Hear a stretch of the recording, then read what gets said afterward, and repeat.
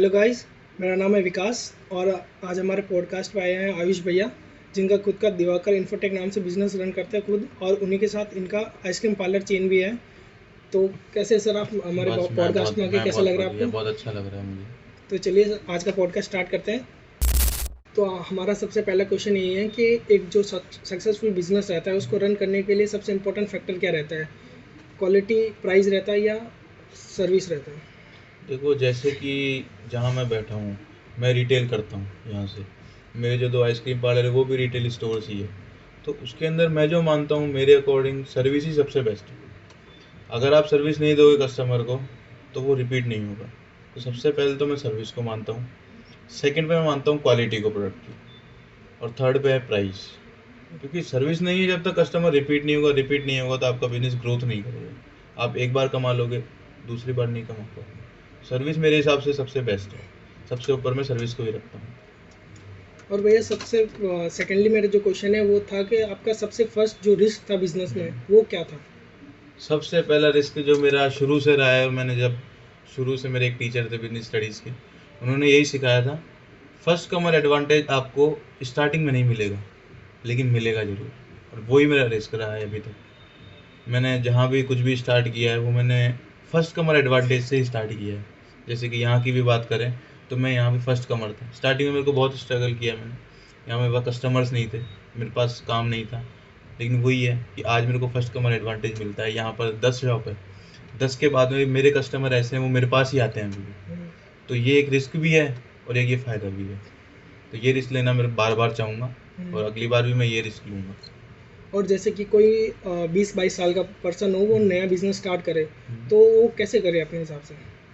सबसे पहले उसको, जो भी बिजनेस वो स्टार्ट करना चाहता है, वहाँ वो जॉब करे, इंटर्नशिप करे, उसकी पूरी नॉलेज ले। ए से लेकर जेड तक कंप्लीट नॉलेज उसको जब होगी, उसके बाद में ही वो कैपेबल है किसी बिजनेस को स्टार्ट करने के। तो सबसे पहले तो मैं मानता हूँ इंटर्नशिप करनी चाहिए उसको हो सके तो जॉब करनी चाहिए उसको। अगर वहाँ पर फ्री में भी कुछ काम करने को मिल रहा है तो वो काम करके उसको वहाँ से जो भी मिले उसको ले लेना चाहिए। सारी क्वालिटी, सारे कुछ भी चीज़ आपको वहाँ सीखने को मिले सब सीख लेना चाहिए। उसके बाद में एक बिजनेस स्टार्ट कर सकते हैं। और बिजनेस को हैंडल करते समय सबसे डिफिकल्ट पार्ट क्या रहता है? देखो, ये पार्ट ऐसा है कि बहुत ज़्यादा इम्पोर्टेंट मैं इसको मानता हूँ। हमारे बिजनेस में कोई सा बिजनेस हो, आइसक्रीम वाला हो या फिर आईटी वाला बिजनेस हो, अकाउंट सबसे इम्पोर्टेंट है। आप कितना भी अच्छा काम कर लो, मैं बात कर रहा हूँ बिजनेस के हक में, कि बिजनेस में सबसे इम्पोर्टेंट क्या है। अगर आप बिजनेस कर रहे हो तो आपका अकाउंट्स बहुत क्लियर होना चाहिए।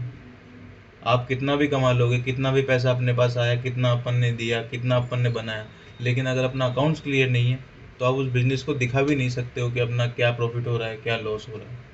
तो अकाउंट्स को मैं बहुत इंपॉर्टेंट मानता हूँ, उसको सबसे ज़्यादा इंपॉर्टेंस देता हूँ बिजनेस में।